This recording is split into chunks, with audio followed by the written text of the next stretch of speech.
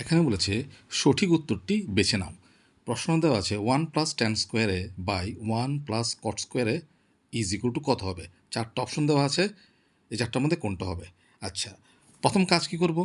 প্রথম কাজ করব, দেখো এখানে প্রথমে একটা সূত্র আমার মনে রাখতে হবে, এই সূত্রটা জানতে হবে। সূত্রটা কি? আমি সূত্রটা দিয়ে দিচ্ছি। সূত্রটা হচ্ছে sec² minus tan² is equal to 1।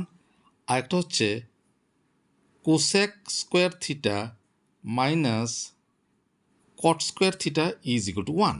তাহলে দেখো এই 1-এর জায়গায় কী লিখতে পারি?